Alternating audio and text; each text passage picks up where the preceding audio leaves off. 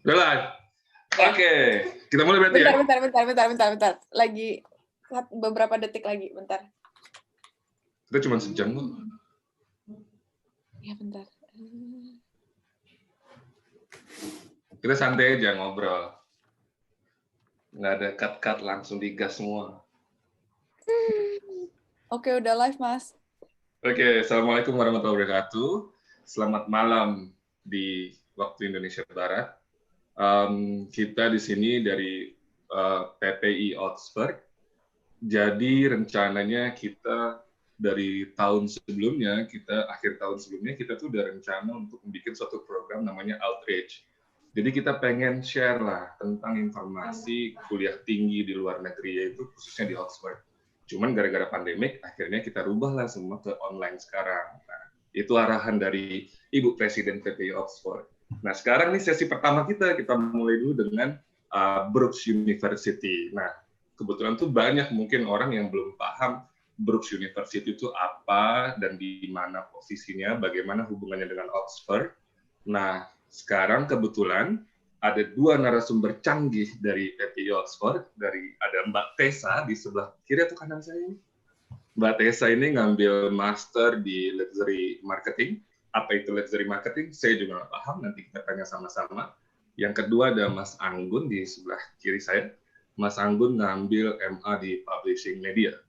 Apa itu? Saya juga nggak paham, nanti kita kupas lebih lanjut. Tapi poinnya dari diskusi kita ini adalah kita pengen mempelajari best practices dan juga lesson learned dari dua saksi hidup yang telah berkuliah di Oxford Brooks. Mungkin banyak kalau informasi secara general di website orang semua bisa baca gitu.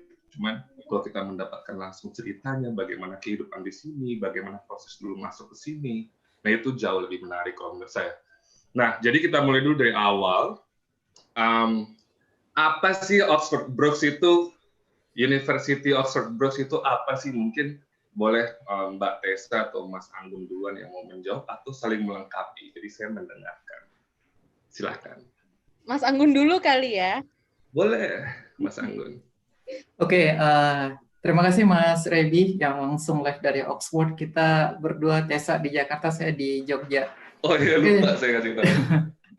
Oke, selamat malam teman-teman semuanya yang lagi nonton di channel PPI Oxford di YouTube. Ya, jadi tadi Mas Rebi menanyakan tentang masalah apa sih Oxford Brooks University. Jadi kalau bisa saya katakan, ini memang universitas yang bisa dikatakan baru gitu. Jadi sebenarnya dia sudah punya akar sejak tahun 1865. Ya. Lama itu maksudnya? Kalau Oxford University kan dia sudah 12 atau 11-an udah berdiri. Jadi kalau Oxford Brooks ini dia baru akarnya itu dari 1865. Dari itu dia itu dulu awalnya itu adalah School of Art. Kemudian dia tahun 1970 berubah menjadi Oxford Polytechnic atau Polytechnic Oxford yang itu berada di bawah Oxford City Council. Jadi langsung di bawah apa? Mungkin kalau di Indonesia. Council itu, Mas? Oxford City kalau di Indonesia mungkin ya wali kota mungkin ya. Langsung berarti dari government ya, di bawah pemerintahan daerah gitu ya? Iya, dari pemerintah daerah Oxford gitu. Kemudian baru tahun 1992 dia berubah menjadi Oxford Brooks University, menjadi universitas. Jadi umurnya ya masih sangat muda ya. Kalau teman-teman lahir 92 berarti sekarang baru berapa tuh? 27 tahun. Ya, 28 tahun. 28 tahun. Jadi gitu. Jadi sebenarnya Oxford Brooks University ini memang dia terlepas dari Oxford University dan menjadi gimana tuh di antara kan ada Oxford University, ada Oxford Brooks University itu tuh di satu kota atau gimana tuh sebenarnya, Mas? Jadi memang dua kampus ini memang dua kampus yang berbeda dan berada di kota Oxford dan jaraknya pun mungkin sekitar 500 meter mungkin ya. Di sebelah-sebelahan ya? Dia sebelah-sebelahan itu. Tapi kalau Oxford University kan gedungnya itu ancient gitu kan. Banyak gedung-gedung yang itu dari medieval century gitu, dari abad-abad pertengahan. Tapi kalau Oxford Brooks ini memang dia modern. Sampai-sampai beberapa tahun yang lalu tuh mendapatkan kayak award dari salah satu pemberi. Jadi termasuk gedungnya itu gedung modern, Mas. Jadi yang termodern di UK beberapa tahun yang lalu. Termodern di UK? Iya. Wow. Oke, jadi gini, kita kan pengen tahu tuh sebenarnya dari awal secara umum Oxford Brookes itu apa. Terus setelah itu kita pengen tahu nanti bagaimana masuk ke sana. Tapi sebelum kita pengen tahu bagaimana masuk ke sana, kita ada 2 contoh, Mas Anggun dengan Mbak Tessa. Kita udah tahu nih Oxford Brookes itu ternyata adalah dulu dari yang dijelaskan oleh Mas Anggun tadi sampai 30 tahun kemarin baru berubah jadi universitas, dan itu udah lepas dari pengaruh pemerintahan, Mas ya. Maksudnya government itu udah nggak ada lagi, mereka udah private gitu. Kalau kita lihat di QS itu statusnya masih public university, Mas. Oke, berarti ada hubungannya dengan Oxford City Council. City Council itu kayak macam kota madya atau kabupaten atau apapun itu gitu, Mas ya, di Indonesia ya. Benar. Jadi Oxford ini punya 2, ada Universitas of Oxford, ada Universitas Brookes satu lagi, Mas ya. Nah, saya ada pertanyaan menarik nih. Apa aja sih jurusan-jurusan di Oxford Brookes yang mungkin Mas Anggun fokusnya di publishing, Mbak Tessa fokusnya di akuntansi, marketing, tapi pasti punya pendengaran-pendengaran dari teman-teman, apa aja sih di Oxford Brookes ini jurusan yang menarik gitu, yang boleh nih. Silakan Mas, atau Mbak Tessa. Mungkin Tessa ya, gantian. Terus saling timpal-timpal ya, Mas? Ya. Timpal ya. Jadi kalau di Brookes itu jurusannya banyak banget. Tapi kalau ditanyain kayak keunggulannya itu apa sih, Brookes itu terkenalnya apa? Jadi Brookes itu terkenalnya itu hospitality dan architecture-nya juga. Tapi ada juga banyak banget jurusan-jurusan yang unik. Contohnya kita tuh ada jurusan yang berbau otomotif. Jadi dia tuh ada motorsport engineering.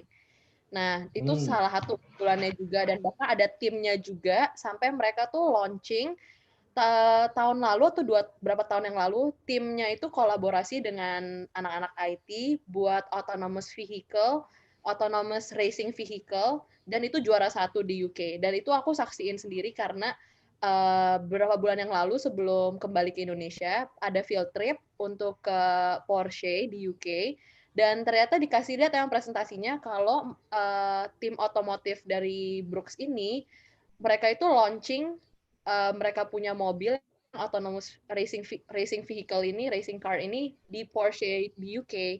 Jadi emang sudah ternama lah tim racing timnya Oxford Brookes ini. Tapi kalau untuk jurusan itu jurusan hampir apa aja tuh ada ya, Mas ya? Iya. Mulai jadi kayak kedokteran gitu ada? Ada ya. Kedokteran ada. Jadi semua jurusan yang kita lihat di Indonesia tuh ada di Oxford Brookes University ya? Dan bahkan mungkin banyak jurusan yang tidak ada di Indonesia pun ada di Brookes. Jadi ada beberapa jurusan unik yang mungkin apa ya, kalau kita dengarnya itu mungkin agak aneh. Jadi kita pernah ada teman dulu di flat di Sinet Court, itu akomodasi yang diberikan oleh Oxford Brookes. Itu ada teman ngambil MA tentang primata, Mas. Primatologi dan conservation. Primata? Iya. Primata. Menarik ya, Mas. Kemudian kalau di School of Art, tempat saya kuliah, kan mereka ada departemen sendiri gitu ya. Jadi ada jurusan film, ada jurusan musik, termasuk jurusan saya publishing media. Jadi khusus untuk jurusan saya ini, itu dia nomor 1 di UK untuk bidang journalism, PR, dan publishing. Itu berdasarkan ranking yang dibuat oleh Guardian. Jadi School of Art itu macam fakultas gitu Mas ya, kalau di Indonesia? Ya mungkin semacam fakultas ya, ada school gitu kan, ada business school juga. Kemudian jadi ada Oxford Brookes punya beberapa fakultas, ada business school, School of Arts, dan sebagainya macamnya gitu ya? Iya. Terus ada juga teman yang udah lulus dan sekarang kerja di, kalau nggak salah dia jadi kerja di OU sebagai staff IT. OU itu apa, Mas? OU itu Oxford University, tempat Mas Rebi berkuliah. Oh, bukan. Nah, maksud saya kita banyak orang yang mungkin OU kayak bingung kan. University of Oklahoma pun mereka bilangnya OU. Oh iya. Jadi teman-teman semuanya, kalau kita panggil teman-teman yang kuliah di Oxford University, kita bilangnya anak OU gitu. Itu sudah menjadi common komunikasi kita sehari-hari di Oxford. Kalau kita di Brooks biasanya bilangnya anak Brooks. Jadi ada anak Brooks, ada anak OU gitu. Maunya kita keren gitu ya, ini videonya ada kota Oxford, mana Brooks gitu ya. Tapi sayangnya kita belum ada tuh yang desain-desainnya. Jadi ada teman dia ngambil software engineering. Dia ngambil pre-master dulu, kemudian lanjut ke master. Pre-master? Jadi ada pre-master juga, Mas. Jadi ada kelas persiapan untuk masuk master. Di Oxford Brooks? Di Oxford Brooks itu kira-kira sekitar... Tahan dulu itu, nanti kita diskusikan. Oke. Lanjutkan Mas, tadi teman yang udah... Jadi ada teman setelah tamat dari software engineering di Brooks, dia sekarang malah bekerja di Oxford University sebagai staff IT. Jadi kalau bisa, karena dia basic Oxford Brooks ini adalah, dia itu kan politeknik dulunya, Oxford Polytechnic, jadi memang fokusnya itu adalah lebih kepada skill praktikal, Mas.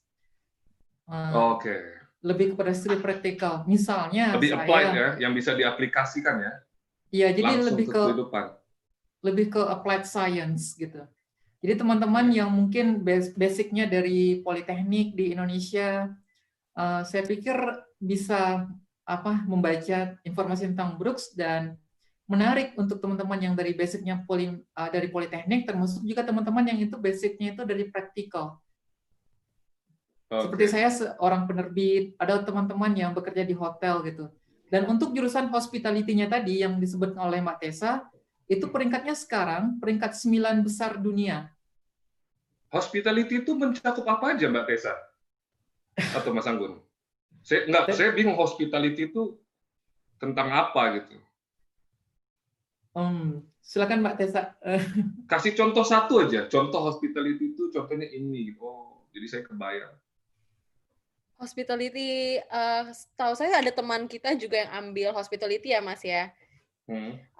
Kalau salah dia itu ambilnya hospitality management deh. Jadi mungkin orang-orang kalau dengar hospitality pikirnya tuh yang orang-orang yang frontliner yang kerjanya tuh di depan ya gitu ya. Maksudnya di hotel misalnya di bagian servisnya atau apa, tapi ternyata itu ada juga yang di back office-nya, dan mereka mempersiapkan orang-orang ini untuk bekerja di back office-nya, jadi untuk memanage hotel itu secara keseluruhan.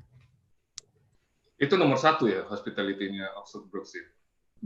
Jadi peringkatnya sekarang di QS itu peringkat 9 dunia. Dan oleh karena itu, karena peringkatnya 9 besar dunia, jadi di list kampus tujuan LPDP, targeted group, terutama untuk yang PNS, Polri, TNI, dan juga teman-teman dari beasiswa Olimpiade Internasional, itu ada list Oxford Brooks di sana. Terutama untuk hospitality aja, untuk jurusan hospitality. Dan ada jurusan yang ada juga. Saya punya ya, silakan Mas, lanjut Mas. Ini agak lambat gitu sampai sini, jadi saya ngomong. Ada juga jurusan yang menarik juga Mas, seperti misalnya kayak sport science juga ada. Kemudian yang tadi juga Mbak Tessa sampaikan ya, motorsport itu, racing thing itu. Itu beda lagi. Kalau sport science dia lebih manajemen olahraga. Oh, iya. Misalnya kita butuh itu, Mas. Misalnya kalau di Indonesia mungkin bagaimana mengelola liga apa sekarang? Liga Indonesianya yang bagus kayak gimana, nggak tahu-tawuran gitu. Itu ada sekolahnya di Brooks. Kemudian juga ada kayak habis itu kalau misalnya lagi pemainnya cedera, itu ada fisioterapi juga. Ada jurusan fisioterapi. Jadi intinya tuh banyak ya, dan itu tuh menarik yang lihatnya secaranya tuh aplikasi ya. Misalnya kan kita banyak juga di Indonesia, contoh pernah dengar NH ya, yang sekolah perhotelan, tapi dia lebih ke praktikal tentang hotel gitu, ada chefnya dan sebagainya macam. Ternyata ada manajemen hotel yang bisa kita datengin maksudnya bisa belajar di Oxford Brooks juga, kayak olahraga, itu sangat praktikal semua ya, dan menarik juga untuk disekolahkan. Pertanyaan saya tuh dia berapa tahun biasanya master ini menarik. Master di sana berapa tahun? Kan biasanya kalau di UK itu setahun, di US itu 2 tahun. Nah, kalau Oxford Brooks itu sama UK secara general atau tidak? Mungkin Mbak Tessa silakan.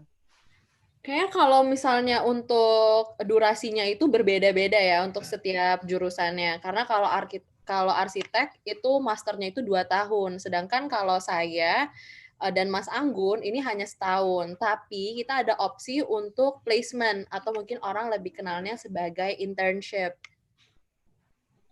Maksudnya tuh gimana tuh? Jadi Internship itu.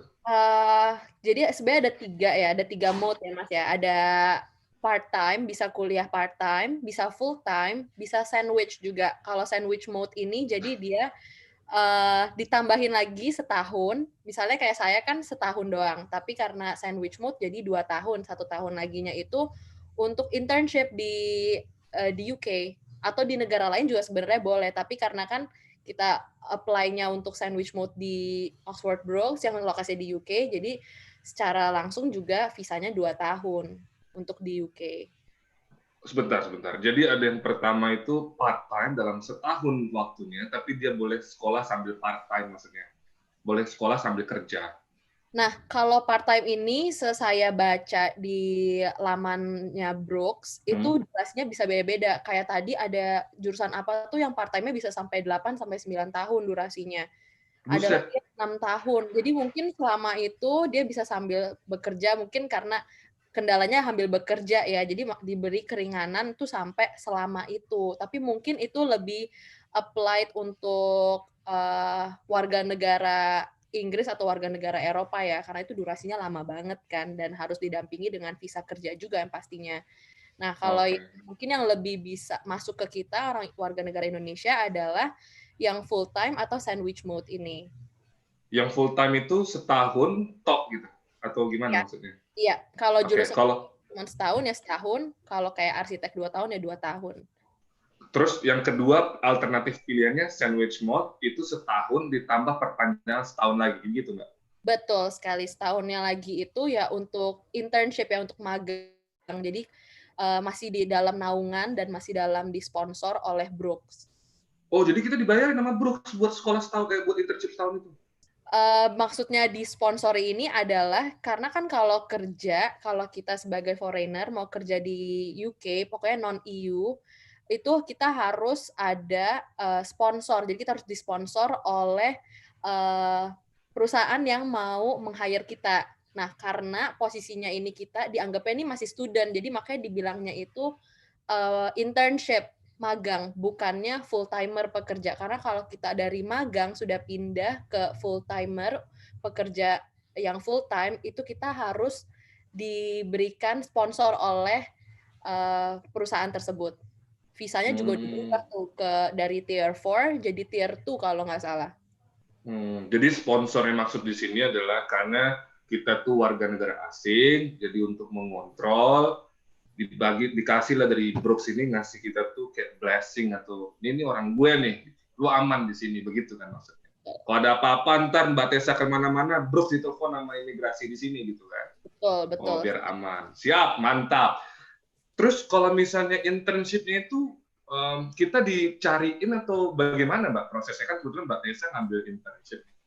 Nah, kalau yang untuk internship-nya ini, di Brooks itu ada namanya Wave Team. Wave Team ini adalah satu tim yang mereka kerjaannya emang outsource pekerjaan-pekerjaan. Jadi dia yang cari-cari ini pekerjaan-pekerjaan yang kira bisa memenuhi standar dan kriteria. Jadi di match itu antara perusahaan dan mahasiswa-mahasiswa yang ada di Brooks. Nah, Wave Team ini biasanya dia itu hampir setiap hari atau seminggu berapa kali dia tuh blast.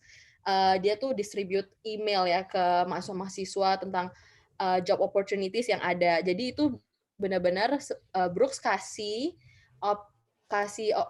lihat ini loh ada job opportunities ini aja, dan kita sebagai mahasiswa kita punya kewajiban untuk apply sendiri. Kewajiban ya? Betul sekali. Bukan sebenarnya optional sih, kalau misalnya mau ya kita bisa yang dari Brooks itu, atau kalau enggak kita bisa cari di luar. Menurut saya ini menarik Mbak, soalnya nggak banyak nih master yang universitasnya tuh mikirin gitu. Anak ini setelah lulus dari inkubator, kan maksudnya tempat pendidikan itu tempat inkubasi kan. Keluar dari sana tuh ada di transisinya itu yang berupa internship tuh dipikir nama universitas. Menurut saya ini Brooks keren yang begini. Nah, jadi itu gajinya gimana Mbak? Dibayarin sama perusahaan itu gitu? Betul, dan ini semua paid internship ya. Jadi nggak ada yang unpaid. Jadi nggak ada yang internship yang gratisan. Semuanya ini Brooks cariin yang paid. Dan bahkan kalau kita pun mencari internship sendiri, itu harus kita lapor juga kan ke Wave Team. Hey, kalau kita udah dapat pekerjaan nih dari perusahaan A misalnya. Nah, Brooks itu dia akan screening apakah perusahaan ini nih kasih kita gajinya tuh emang udah standarnya gitu loh. Dia juga nggak mau kalau kita tuh dibayar di bawah standar. Karena mereka mikirin juga kalau bisa di bawah standar, kita gimana bayar rent, bayar apa? Bayar ya living cost kita lah gitu. Udah kayak orang tua ya, baik banget Brooks ini. Maksud saya memang dipikirinnya mateng gitu. Itu, tapi kita selama internship harus itu tuh merupakan sandwich tadi kan? Betul. Itu kita perlu ngasih laporan ke departemen kita atau bagaimana? Ada. Nah, di akhirnya itu, kalau kita ambil yang sandwich mode, kita ada satu modul namanya marketing practice. Kalau saya kan marketing ya, jadi marketing practice modulnya itu. Nah, kita punya kewajiban untuk bikin report, untuk bikin laporan pekerjaan, hal apa yang sudah kita lakukan aja selama kita internship itu harus dikumpulin pas at the end setelah kita sudah menyelesaikan internship tersebut. Dan itu ada defense, maksudnya ada tes presentasi depan dosen nggak terakhir setelah internship di akhir 2 tahun itu? Atau cuma submit report, selesai? Submit report aja. Terus kita baru bisa lulus ya? Betul. Atau kita bisa lulus di tahun pertama, yang extension ini, yang extended program ini nggak mempengaruhi kelulusan, Mbak? Iya, bisa banget itu. Jadi bisa banget kita nggak ambil itu jadi bukan ketentuan untuk kelulusan ya. Jadi itu optional, benar-benar optional. Kalau misalnya mau ya boleh, kalau misalnya nggak mau ya juga nggak apa-apa. Oke, jadi coba saya pikirkan dulu nih Mbak. Jadi yang pertama kita boleh part-time, itu di luar opsi kita. Yang kedua itu adalah kita full-time. Full-time itu terbagi dua. Yang pertama bisa 1 tahun selesai, nggak ada internship. Kita wisuda di akhir tahun. Yang kedua, itu setelah 1 tahun, kita ada program dibantu sama Bapak kita, kayak Brooks ini sebagai orang tua, untuk mendapatkan transisi di internship. Setelah itu kita submit report, habis itu kita lulus, begitu ya? Nah, kalau misalnya kedua itu, jadi dia udah bukan masuk full time lagi, dia udah dibilangnya itu sandwich mode. Oh, berarti dia udah lulus di tahun pertama juga ya? Cuman Betul. Dia lanjut gitu? Oh, okay. Kalau misalnya kita mau lanjut ke sandwich mode, kita itu harus kumpulin final project kita. Oh, oke. Kumpulin itu. Jadi setahun pertama tuh sama aja berarti Mbak ya? Betul sekali. Jadi kita tetap ada kewajiban, bukan berarti itu jadi pengganti dissertation kita. Itu nggak jadi pengganti, karena itu cuma optional itu. Yang kita harus selesain adalah ya kita harus selesain final project kita dan kita harus kumpulin, baru kita bisa move on ke placement year kita. Tapi kita perlu bayar, kan kalau misalnya selama setahun kuliah di awal itu kita bayar tuition fee dan sebagainya macam tuh. Yang kedua placement ini ada perlu bayar SPP lagi nggak? Nah, untuk fee yang second year, ini agak sedikit suka berubah-berubah ya setiap tahunnya, kebijakan setiap tahunnya. Di tahun saya ini, dan di tahun sebelum saya, itu tidak ada kewajiban untuk membayar. Nah, untuk tahun berikutnya, maksudnya untuk tahun ajaran yang baru, September ini, nah itu harus komunikasikan kembali sama pihak Brooks, apakah harus bayar atau tidak. Oke.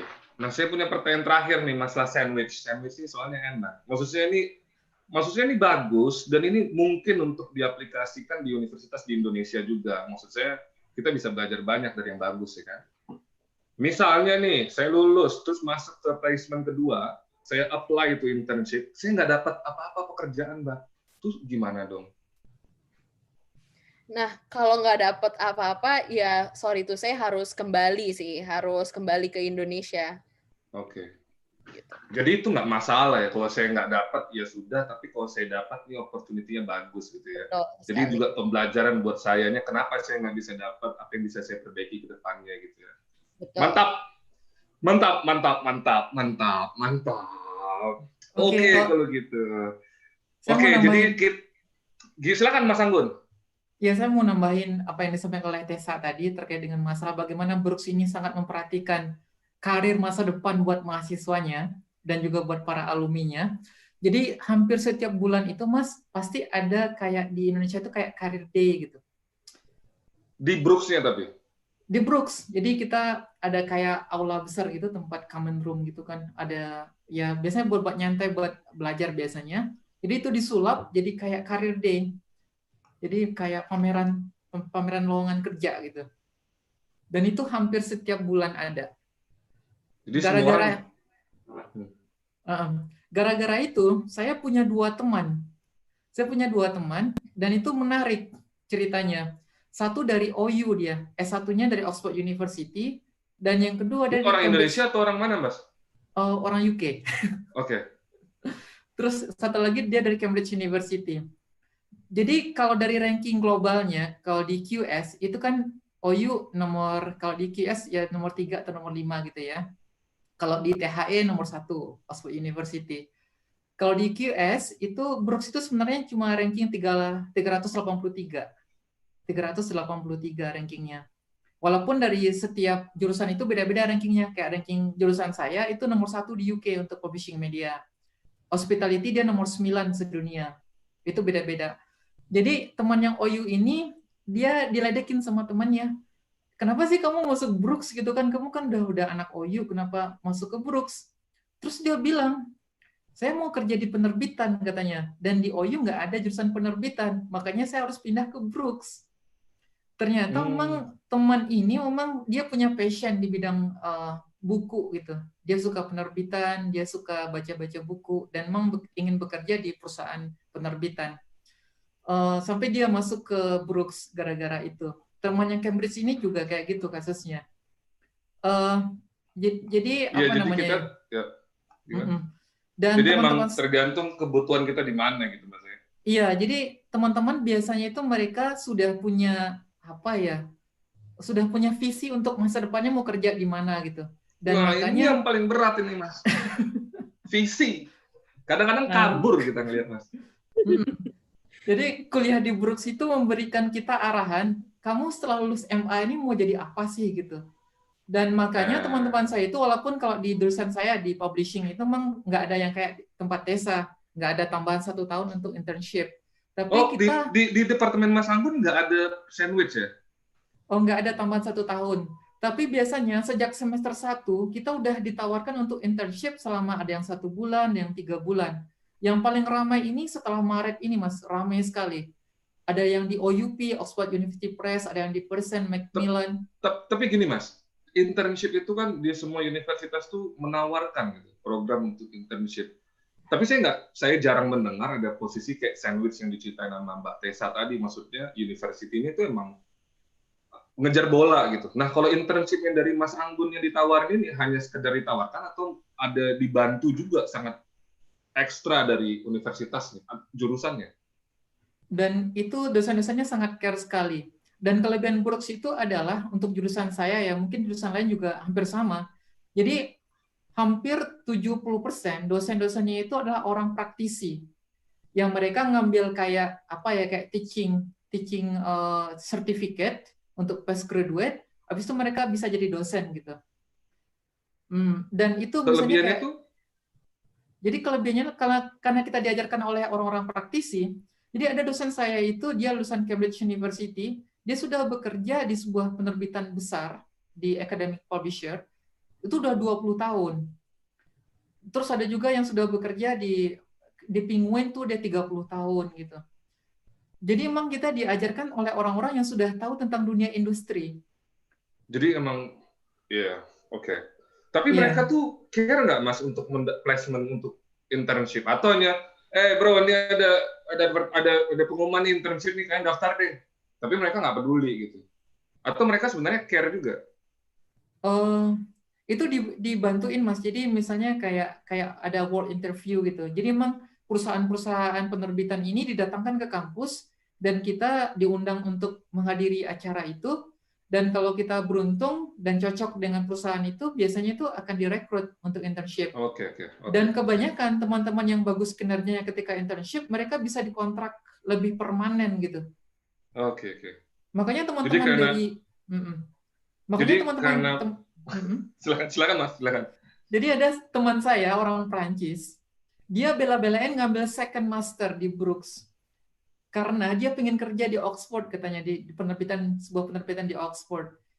dia bela-belain ngambil second master dengan harapan dia bisa kerja di Oxford gara-gara itu. Ya, jadi emang ini ya, maksudnya karena jurusan-jurusan dari kayak Mbak Tessa bilang, Mas Anggun bilang, mereka punya nama, mereka punya relasi kuat dengan korporasi, dan mereka sangat praktikal, dan mereka tuh berusaha membangun environment yang mahasiswa habis belajar siap bekerja, begitu kan maksudnya kan? Mungkin Dengan, tambahan kali ya. Di Brooks gimana itu Mbak tadi keputus? mungkin ada satu tambahan kali ya. Di Brooks itu juga sepengalaman saya itu karena saya juga pernah menggunakan jasanya, kita tuh ada namanya career center, career service ya Mas ya? Iya. Career service ya kalau nggak salah ya. Jadi itu satu blok di Brooks emang disediain di situ during office hour kita bisa datang, kita bisa konsultasi, minta bantuin untuk beresin CV kita, untuk bantuin kita juga untuk preparation buat persiapan untuk kalau interview, dia ada simulasinya, dan bahkan tadi teman saya juga bilang bukan sekedar itu doang loh, bisa juga mereka tuh kasih kita tes-tes yang biasanya dikasih sama employer, contohnya emotional quotient test. Nah, itu disediain juga secara gratis dan kita bisa datang anytime. Gratis ya? Secara gratis, dan aku tuh pernah juga ke situ minta bantuin untuk benerin CV aku gimana ya CV saya udah bener atau belum, dan itu benar-benar one on one, dia kasih tahu, oh dia bener-bener bacain CV kita, dibenerin, diberesin, dibantuin, terus dia minta kita update dia lagi, kita di email kayak gimana CV-nya udah bener atau belum, coba kasih lihat saya lagi kayak gitu. Dan bukan cuma itu doang, kemarin ini aku sempat ikut seminar juga. Jadi di Brooks tuh juga ada namanya enterprise support. Aku tadi nggak tahu apa sih ini enterprise support ini, dan ternyata di seminar itu ada 2 orang, dia lulusan Brooks, lulusan arsitek di Brooks untuk masternya. Mereka berdua ini punya usaha non-profit organization untuk bangun-bangun kayak sekolah-sekolah, public space gitu di pedalaman-pedalaman. Dan mereka tuh cerita gimana enterprise support ini bantuin mereka untuk funding, untuk mendapatkan dana untuk proyek-proyek mereka, untuk bangun non-profit organization ini. Mereka sangat terbantu banget, dan emang dibantunya itu sama enterprise support yang ada di Brooks. Keren. Ini keren sih. Jadi kalau aku gambar lagi nih, apa yang udah kita diskusi, kita udah tahu itu apa itu Oxford Brooks. Kita udah tahu beberapa jurusan yang unik di Oxford Brooks, kayak ada tim tadi racing, science, engineering dan sebagainya macamnya, ada arsiteknya. Dan ada program-program yang menarik di Oxford Brooks khususnya untuk S2.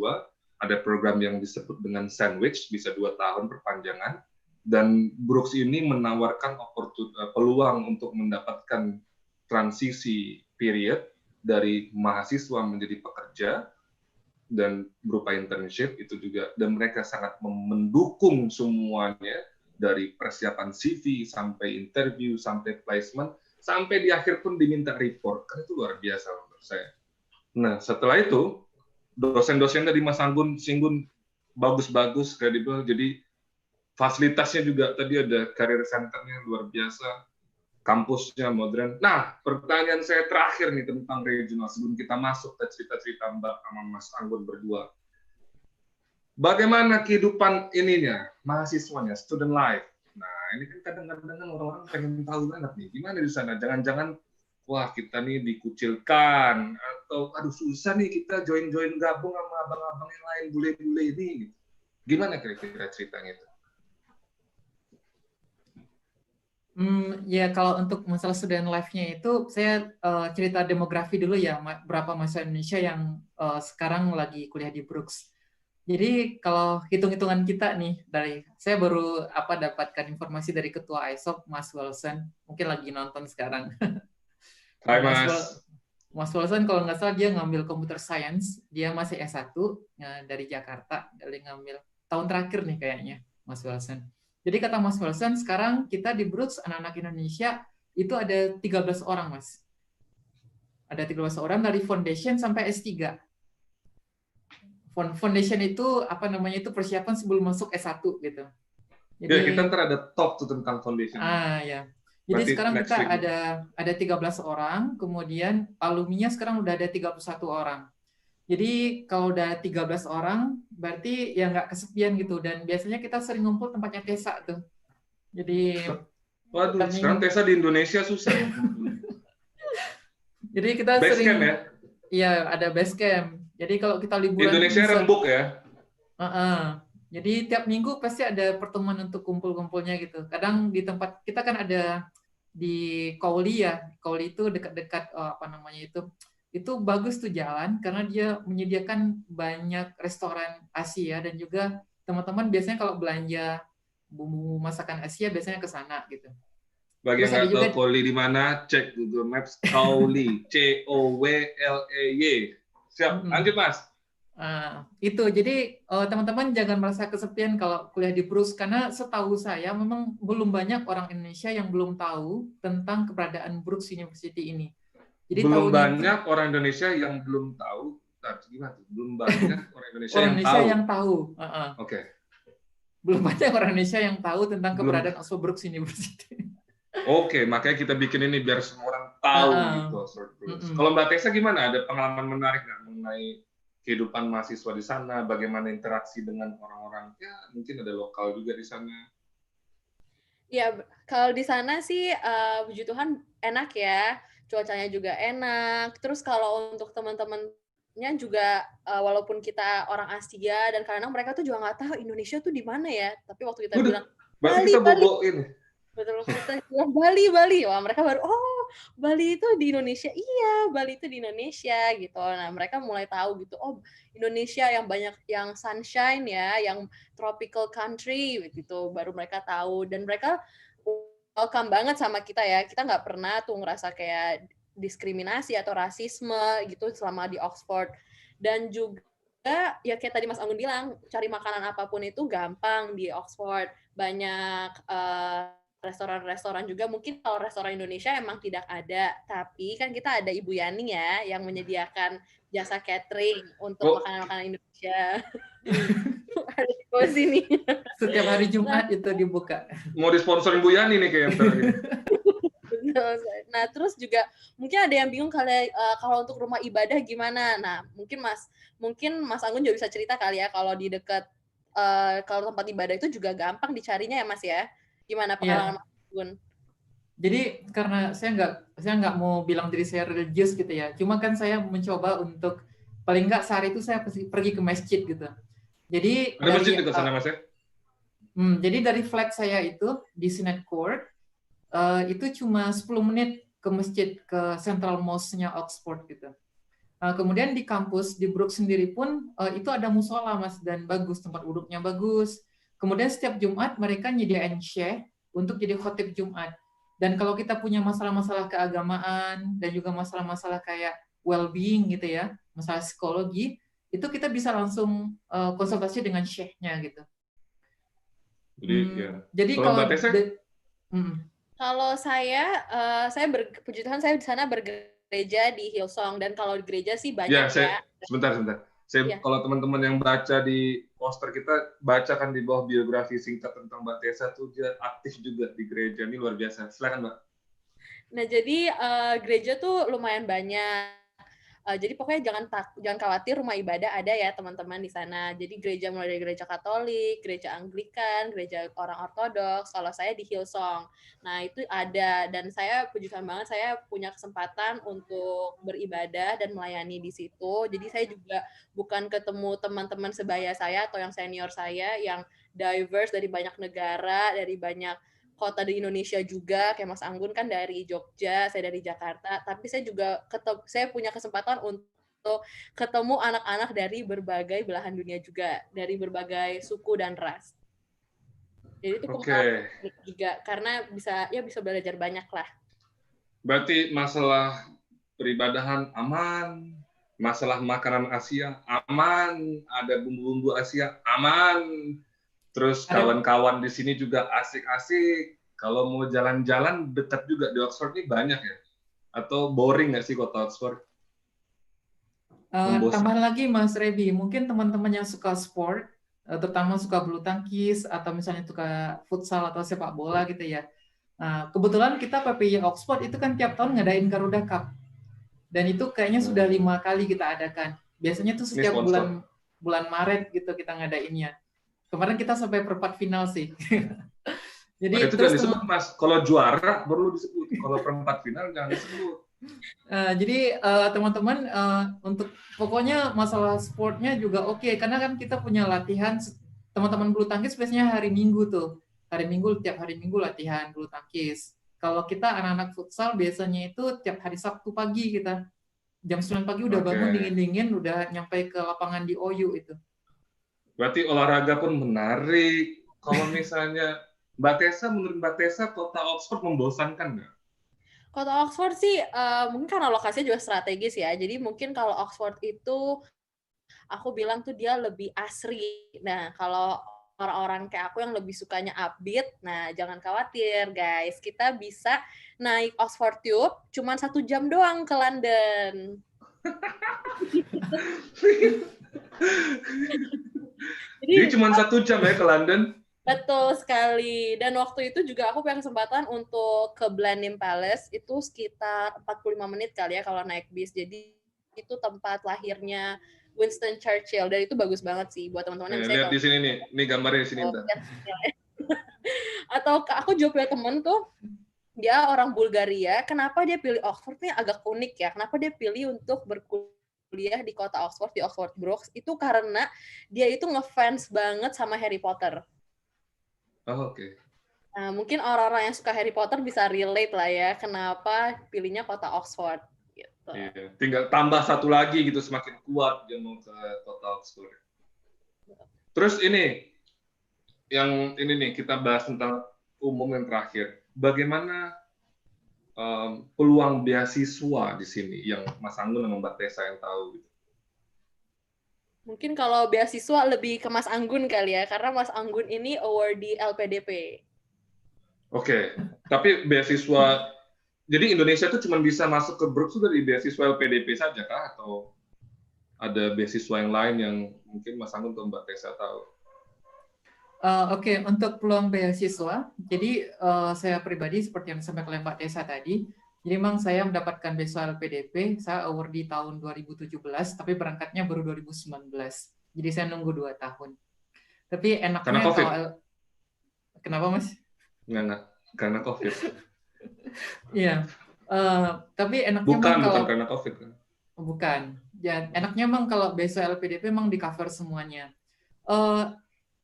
Tapi kalau untuk tahun ini, seperti yang saya tahu, LPDP belum merilis kampus tujuannya, karena memang ada COVID, jadi belum ada seleksi LPDP. Tapi yang lagi buka sekarang itu Chevening. Itu dari pemerintahan Inggris, dan itu teman-teman bisa juga masuk ke Brooks gitu. Lihat di sini ya, buat ini linknya, Chevening. Nanti ada website, teman-teman cari aja website Chevening Indonesia, dan itu dibuka sampai 3 September tahun ini. Untuk berarti akses masuk ke Brooks ada LPDP, ada Chevening, dua itu Mas ya yang kita tahu ya. Ya, saya beruntung karena di tahun saya itu bisa semua jurusan. Yang apa namanya itu di Brooks itu bisa masuk semua jurusan. Tapi sejak tahun kemarin itu yang boleh itu cuma hospitality. Itu dikarenakan ranking hospitality itu lagi bagus sekarang nomor 9 dunia, makanya LPDP memasukkan Brooks sebagai salah satu kampus tujuannya gitu. Oke. Tapi kalau misalnya nggak pakai beasiswa, Mbak Tessa bayarnya gimana? Dari ada scholarship juga atau? Kalau saya BNI ya, Bapak dan Ibu. Nah, pertanyaan saya sebenarnya kita bisa sambil kerja nggak sih Mbak sebenarnya untuk sambil kuliah gitu, dan kita bisa misalnya jumlah biaya yang kita keluarkan bisa agak sedikit dioptimalkan dengan cara kita ada pemasukan selama kuliah.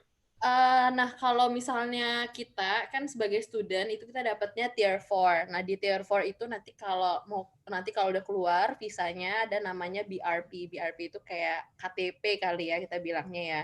Dan di situ tuh ada tertera tuh kita bisa berapa jam dalam seminggu untuk part time. Jadi nggak boleh full time ya, part time. Dan kalau ada kita punya teman yang Wilson itu ya, presidennya ISOP, Indonesian Society at Brooks. Nah, dia itu sambil part-time. Dan itu lumayan ya dibayarnya ya. Saya kurang tahu juga rate-nya berapa. Tapi ada teman saya juga yang satu flat, dari Polandia, dia juga sambil part-time, dan itu lumayan katanya bisa membantu untuk bayar rent. Oke. Ya, maksud saya kan nggak semuanya beasiswa itu kayak tadi yang bicara tentang arsitek atau nggak yang tentang racing tadi itu. Kalau misalnya kita punya hobi, kan banyak kan anak-anak muda di Indonesia yang hobinya mungkin sepak bola atau tentang otomotif. Ternyata Brooks ini menawarkan sesuatu yang menarik. Silakan cek websitenya dan bandingkan dengan alternatif universitas lain. Tapi jika tidak ada beasiswa, ya kalau misalnya memiliki tabungan, masih mungkin kok berangkat ke sini dengan dioptimalkan melalui bekerja, sambil bekerja gitu kan. Ya, mudah-mudahan tidak Selain LPDV dan Chevening, di Brooks tuh bisa dicek ya, di lamannya saya juga kurang tahu listnya itu scholarship-nya ada yang available apa aja, tapi ada dia ada kok, ada scholarship yang dari Brooks-nya di bagian funding kalau nggak salah, kalau nanti buka website-nya. Jadi Oke, Mas Rebi, saya nambahin apa yang disampaikan oleh Tessa terkait dengan masalah beasiswa yang diberikan oleh Brooks. Itu karena Brooks itu dia punya link yang bagus dengan industri, itu biasanya beasiswanya itu dikasih oleh industri, Mas. Misalnya kayak saya gitu ya, di jurusan saya itu dari London Book Fair. Jadi komite London Book Fair itu ngasih scholarship untuk tuition fee. Tapi memang besarannya itu memang tidak menutupi sih untuk tuition fee parsial. Biasanya sekitar 2.000 sampai 3.000 pound sterling. Tapi kalau misalnya kita bandingkan uang kuliah di Brooks dengan kampus-kampus di UK, termasuk juga mungkin di Australia dan juga di Amerika. Saya cerita yang UK aja deh. Di Brooks itu saya cuma bayar 14.000 pounds untuk 1 tahun. Sementara di UK itu rata-rata sudah di atas 17.000, Mas. Kalau di OU mungkin udah di atas 2.000 pound sterling. Jadi kalau berdasarkan pengalaman saya cerita itu 17.000 per tahun ya, Mas ya? Kalau di saya cuma 14.000, Mas. Per tahun? Per bulan? Oh, per tahun, Mas. Ya kan orang nggak tahu per 14.000 nih. Itu pound sterling ya. Jadi teman-teman 14.000 itu yang mungkin sekitar, ya mungkin kalau sekarang 260 juta mungkin ya. Belum termasuk living cost kan? Belum termasuk living cost. Untuk kerja part time sendiri di BRP kita itu, kita dikasih kerja seminggu itu bisa 20 jam per minggu, per week-nya. Ya, maksud aku juga kita perlu tahu yang kayak gini-gini. Maksudnya nggak harus selamanya kita menggantungkan cita-cita melalui beasiswa gitu loh. Kalau misalnya emang nih anak kerja keras, pengen terus, ya hajar aja, berangkatnya dulu, lihat nanti bro. Ya nggak? Kalau misalnya nggak mampu bayar, pulang. Tapi ada teman juga yang mungkin ada beberapa beasiswa yang bisa diakses di Indonesia gitu ya. Kita ada teman dari Papua, namanya Mas Pascal. S1-nya dulu kalau nggak salah dia di Parayangan, di Unpar Parayangan Bandung, kemudian S2 lagi di Australia. Sekarang lagi ngambil HI di Brooks. Nah, kalau nggak salah beliau dapat beasiswa dari Freeport ya? Dari Freeport. Jadi saya pikir ada beberapa Pemda yang itu ngasih beasiswa full kepada anak daerah gitu. Ya, intinya kita terus mencari aja begitu ya, jangan mentok, udahlah nggak bisa nih. Itu yang susah nih, perlu kita rubah. Oke, ini kita lanjut ke spesifik nih. Maksudnya waduh, bentar lagi nih waktunya. Cuman saya pengen, mungkin Mas Anggun dan Mbak Tessa gantian aja. Silakan Mbak Tessa duluan mungkin. Tolong diceritakan sedikit gitu. Bagaimana sih proses Mbak Tessa dari pemilihan universitas, terus melakukan seleksinya apa aja untuk masuk ke Brooks ini, jurusan ini. Terus bagaimana tips dan Mbak Tessa masuk ke Brooks ini? Apakah perlu nelfon profesornya, ngajakin profesor makan dulu, atau bagaimana?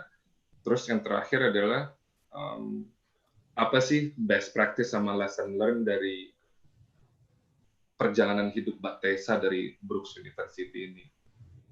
Susah kan pertanyaannya, berat kan?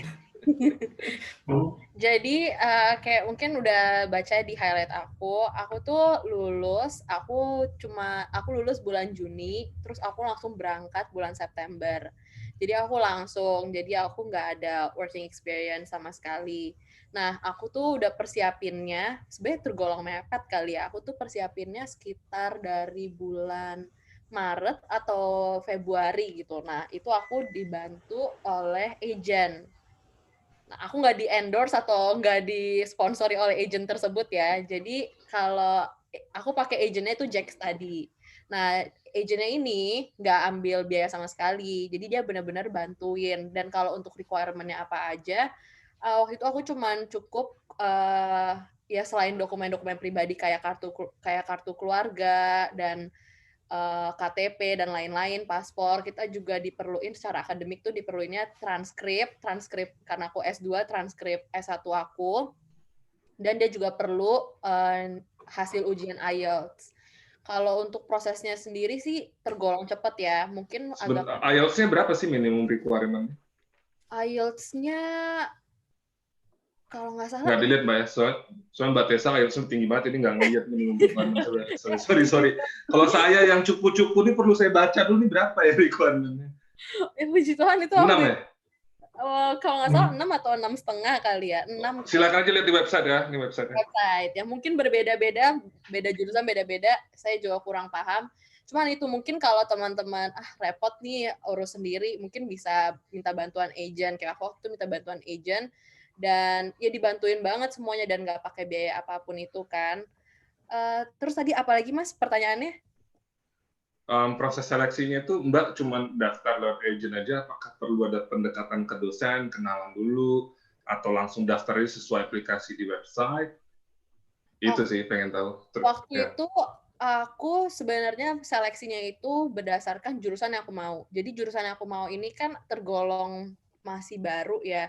Jadi namanya International Luxury Marketing. Jadi dia tuh spesifik emang marketing untuk sektor luxury. Nah, Contohnya ini apa Mbak? Luxury itu? Contohnya, Saya nggak paham. Nah, dulu saya pikir luxury itu cuma Chanel, Hermes, ternyata nggak itu doang. Jam tangan misalnya Rolex, atau mungkin kalau pesawat ya private jet, kayak gitu-gitu. Jadi segala sesuatu menarik ya. Segala sesuatu yang didapetinnya itu eksklusif dan sulit dan mahal harganya, nggak semua orang punya, itu tergolong luxury. Nah, jadi aku waktu itu proses seleksinya adalah berdasarkan jurusan yang aku mau ini, karena di seluruh dunia, belum terlalu banyak di negara-negara lain, dan kebetulan di UK itu ada di Oxford Brookes University. Jadi aku ambil di situ. Gitu sih proses seleksinya. Dan jangan lupa juga teman-teman, selain teman-teman itu perlu lampirin transkrip dan juga nilai IELTS, yang nggak kalah pentingnya adalah surat rekomendasi dari dosen teman-teman. Itu dimintain dari 2 dosen. Jadi kalau yang sekarang lagi mau persiapan untuk S2, ya baik-baiklah sama dosen S1 kalian. Karena itu teman-teman perlu banget surat rekomendasi tersebut. Jadi kalau nggak persiapan S2, nggak usah baik-baik sama dosen. Ya, nggak gitu juga. Oh, nggak gitu juga. Sorry. Terus Mbak pendaftarannya ngikutin aplikasi di website aja, terus tanpa ada hubungan-hubungan sama profesor, nggak perlu email profesor dulu atau gitu aja ya? Nggak perlu. Jadi semuanya benar-benar perlu dokumennya apa, udah submit aja. Terus diumumin? Dikirimin, iya. Gitu aja. Langsung masuk aja, berangkat, cari accommodation, tinggal di sana langsung mulai kuliah begitu ya? Nah, cari akomodasinya juga kalau aku tuh sama Mas Anggun juga mungkin sama, itu sebelum berangkat ya. Oke, tapi ntar kalau cari akomodasi, ntar gampang lah hubungin aja nih. PPI Oxford, kita buka jasa ya. Nggak, ntar hubungin aja PPI Oxford, mantau ada yang bisa bantu. Terus, oke, silakan Mas Anggun. Kalau Mas Anggun gimana prosesnya? Kalau saya bisa simpulkan, Mbak Tessa ini lihat dari website, diskusi dengan agent, sangat baik ya kita buat dapat masukan juga kan, melihat orang yang udah sering melakukan itu gitu. Bisa direview juga persiapan kita. Setelah itu kita submit semuanya, siapin IELTS, siapin surat rekomendasi baik sama dosen, terus kita submit semuanya, lulus, selesai, ya Mbak. Berarti Mbak Tessa nih nilainya bagus, ini bagus, semua bagus, lancar bro. Main dong ketemu. Oh, Mas Anggun gimana? Agak belok-belok atau tancap lurus juga? Jadi kalau saya sendiri mungkin nggak berbeda dengan Tessa ya. Tessa bulan Juni lulus dari S1 dari UPH kalau nggak salah ya Tes. Tessa lulus dari akuntansi, habis itu Septembernya udah langsung berangkat. Kalau saya lulus dari S1 Filsafat UGM, kemudian karena filsafat terlalu ketinggian buat saya, akhirnya saya jumping, Mas. Saya ke publishing gitu. Nggak nyampe Itu otak saya. langsung juga, Mas. 3 bulan setelah lulus filsafat, langsung kuliah lagi? Dikaliin 30, Mas. Jadi setelah 100 bulan, Mas? Jadi setelah menunggu 100 purnama gitu.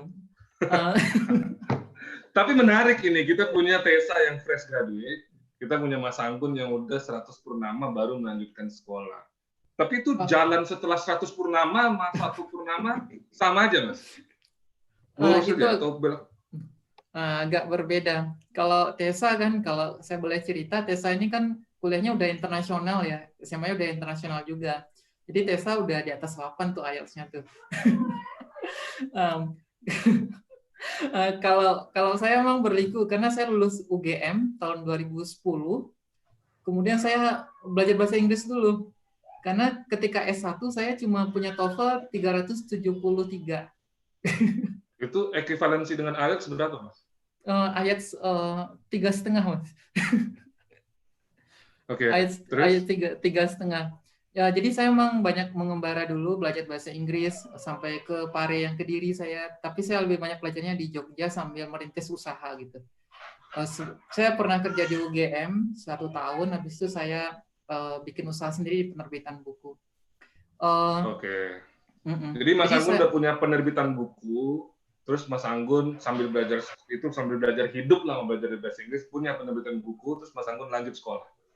Iya. Jadi saya jadi karena memang duit nggak ada gitu ya, jadi omset penerbitan belum terlalu besar untuk bayar kuliah di UK, akhirnya memang saya harus cari beasiswa. Saya cari beasiswa dan kebetulan di tahun saya Brooks lagi buka untuk pertama kalinya gitu, ada listnya untuk LPDP. Akhirnya saya daftar dengan IPK walaupun saya lulusnya. Jadi satu lagi teman-teman, jadi tidak hanya menunggu S2-nya lama, tapi saya kuliahnya juga lama, Mas. Saya kuliah di Filsafat UGM itu 7,5 tahun. Kalau Tessa mungkin 3,5 tahun apa ya? Ya. Filsafat, Mas, filsafat. Iya, Tessa 3,5 tahun. Jadi Tessa ini jalur cepat, jadi saya jalur lambatnya. Jadi saya dengan dengan perjalanan kuliah S1 Filsafat UGM itu 7,5 tahun. Kemudian cuma untungnya itu IPK saya agak tinggi dikit, 3,61. Nah, itu menolong saya untuk masuk ke Brooks, untuk lamar. LPDP juga nggak mempermasalahkan.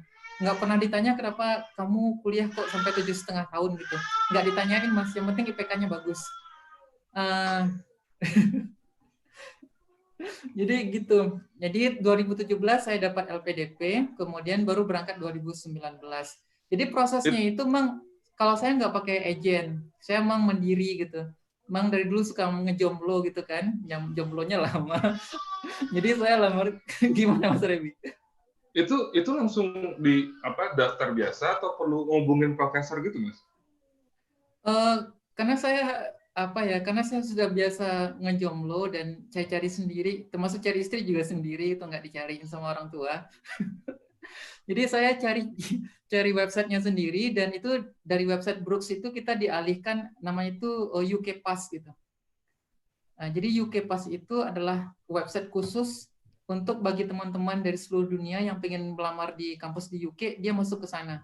Nah, dia simpel aja, kita masukin dokumen ya biasa lah gitu ya, transkrip nilai, tapi yang sudah ada bahasa Inggrisnya, kemudian juga ijazah, kemudian juga ada apalagi ya, IELTS. Kalau IELTS tempat saya itu cuma 6,5 mintanya. IELTS 6,5. Terus ada pertanyaan, mungkin tadi Tessa ada yang lupa nyebutin, ada motivation letter, Mas. Ada motivation letter. Tessa ada motivation letter juga? Iya, ada. Saya baru ingat juga ada motivation letter juga. Jadi itu memang sangat menentukan kita diterima atau enggak gitu. Jadi motivation letter itu sangat sangat menentukan kita diterima di S2 Brooks atau enggak. Dan Apa itu sih semua motivation letter tuh surat motivasi gitu? ya surat motivasi. Jadi alasan kenapa kita pengen kuliah di sana gitu. Disebutin lah.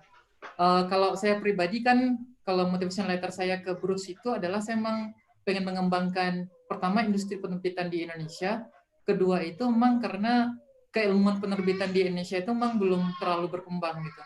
Cuma baru ada satu kampus yang buka jurusan itu. Itu menjadi Tapi Mas tadi menarik. nggak ada hubungin profesor gitu Mas ya? Kan biasanya kalau di US atau beberapa di UK, masternya, itu kita kadang perlu berhubungan sama profesornya gitu. Kalau Mas Anggun, Tessa tadi bilang kan nggak perlu, kalau Mas Anggun nggak perlu juga? Nggak perlu juga, jadi semuanya itu seleksinya itu murni based on itu ya, dokumen. Sistem. Oke. Jadi based on dokumen. Jadi misalnya kalau misalnya jadi buat teman-teman yang mau daftar ke Brooks, ikutin aja di website, semua persyaratannya lengkapi, selesai. Dan bikin yang terbaik motivation letter-nya, masuk rekomendasi tadi kan ya. Iya. Jadi kalau kita diterima dan dianggap memenuhi syarat gitu kan, nanti kita akan dikasih LOA. LOE, kalau misalnya semuanya syarat sudah terpenuhi, biasanya LOA-nya unconditional gitu. Letter of acceptance ya? Iya, letter of acceptance. Surat diterima dari universitasnya ya? Iya, kemudian dan itu biasanya itu, kalau kasus saya itu saya udah terima itu sejak September 2018. Saya udah terima itu, kemudian saya berapa lama tuh biasanya dari submission, dari di apply, berapa lama tuh keluar informasi, Anda keterima? Oh, cepat banget sih Mas ya. Saya dulu 1 bulan 2 bulan udah dapat. Kalau Mbak Tessa juga begitu? Iya, sama. Karena saya ingat bulan Juli itu saya baru mau untuk urusin visa. Jadi LOE-nya itu udah diterima dari sebulan atau 2 bulan sebelumnya. Oke. Jadi sebulan 2 bulan setelah kita daftar, kita keluar pengumumannya ya, bahwa kita lulus secara kondisional dulu ya, tergantung. Oke. Mungkin gini Mas, tambahan mungkin ini bisa juga kita hubungkan dengan kondisi saat ini kan lagi COVID gitu ya. Kalau kasus saya dulu saya terimanya itu 2018, saya sudah punya LOA. Tapi karena LPDP tidak mengizinkan saya berangkat 2018, saya harus defer, Mas.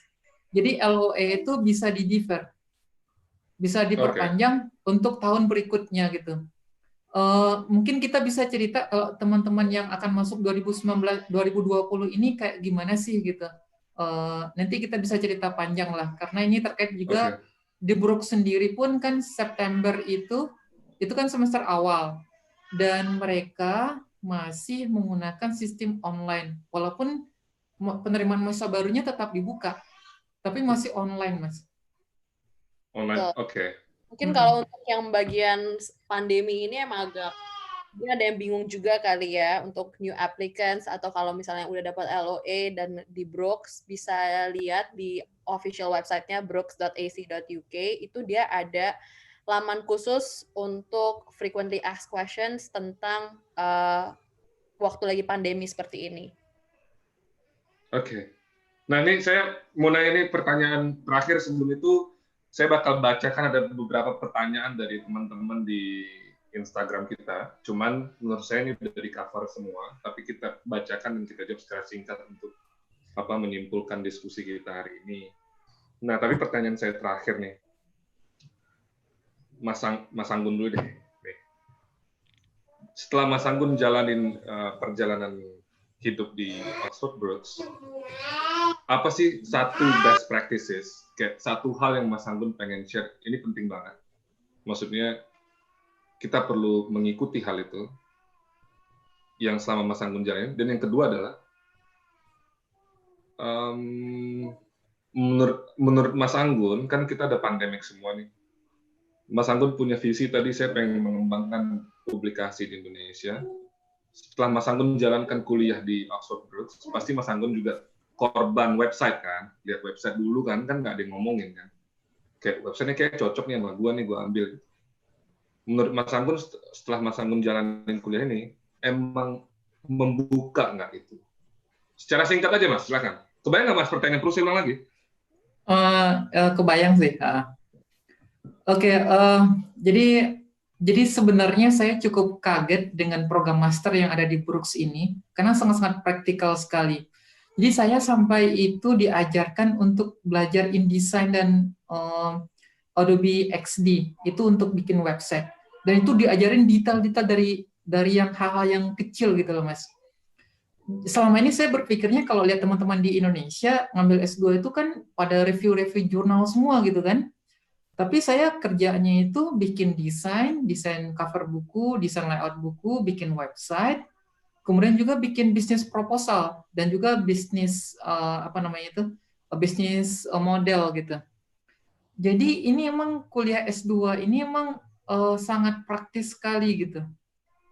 Dan kalau buat saya sebagai seorang praktisi, ini memang sangat membantu sekali bagi saya dalam mengembangkan industri yang saya punya, pesan yang saya punya. Termasuk juga saya juga bisa membantu teman-teman yang itu pengen publikasi buku atau jurnal gitu. Karena di kelas saya itu saya beberapa kali itu didatangkan dosen tamu cukup terkenal di Direktur Elsevier. Jadi kalau teman-teman di Indonesia yang lagi pusing-pusing jurnal, itu kan sering bilangnya Scopus gitu kan. Di Scopus itu kan pemilik besar itu kan Elsevier. Jadi salah satu bentuk model bisnis dari Elsevier itu adalah Scopus, perindeksan jurnal. Jadi kemarin itu didatangkan, direkturnya langsung datang ke kita, dan itu diceritain bagaimana bisnis modelnya gitu. Jadi yang saya dapatkan itu sih, jadi banyak hal-hal yang sangat praktikal dan bagi orang Indonesia itu lagi heboh, termasuk perjurnalan itu ternyata kita bisa ketemu langsung dengan bosnya gitu. Dan kita punya akses langsung ke bosnya. Terus melihat visi Mas Anggun tadi, bakal tetap on the track atau ini mungkin keluar jalur nih? Bakal bisa tercapai nggak cita-cita Mas Anggun tadi? Brooks itu banyak membantu. Jadi yang lebih saya dapatkan itu karena ini dosen-dosen memang orang-orang yang mungkin top-topnya ya di dunia penerbitan, dan mereka baik to di academic publishing maupun di trade publishing itu mereka orang-orang yang terkenal, orang-orang terkenal di industri penerbitan dunia ini. Jadi emang memberikan perspektif baru bagi saya untuk bisa mungkin membantu gitu ya Mas, membantu untuk internasionalisasi terkait dengan masalah publikasi di Indonesia. Bedanya baca buku, lihat di internet. Enggak, kalau jurnal kan lain lagi prosesnya. Enggak, ketemu orang, cerita-cerita orang, apa bedanya dengan lihat di internet? Itu lagi sisi emosi, Mas. Sisi emosionalnya itu, jadi kalau kita cuma lihat YouTube-nya, kemudian kita bisa langsung face-to-face kuliah dengan tokoh itu berbeda. Dan rasa rasa care-nya dia kepada kita itu berbeda gitu. Mantap. Sip. Kalau Mbak Tessa bagaimana? Jadi saya paraphrase lagi pertanyaannya. Selama Mbak Tessa, kan ini salah satu sekolah Brooks ini kan tools yang Mbak Tessa harapkan bisa menjadi expert di luxury marketing kan. Apa sih best practices waktu Mbak Tessa hadir di Oxford Brooks untuk diceritakan ke orang-orang? Terus apakah setelah Mbak Tessa jalankan ini, apakah semua pembelajaran hidup di Oxford Brooks ini benar-benar Mbak Tessa kan lihat mampu membantu mencapai visi Mbak ke depannya? Oke, jadi sama seperti Mas Anggun, Oxford Brooks itu emang punya banyak koneksi ke industri. Jadi saya alamin juga waktu saya lagi kuliah di sana. Dan kebetulan dosen saya itu, saya bilang saya baik banget ya, dan kelas saya itu tergolong kecil, mungkin karena jurusannya juga baru. Jadi saya tuh di kelas luxury marketing sendiri itu cuma ber-17 dan cowoknya cuma 1. Dan saya, ya cowoknya cuma 1, dan saya bisa bilang saya tuh dari Indonesia satu-satunya. Ada satu lagi teman dari Indonesia juga sih.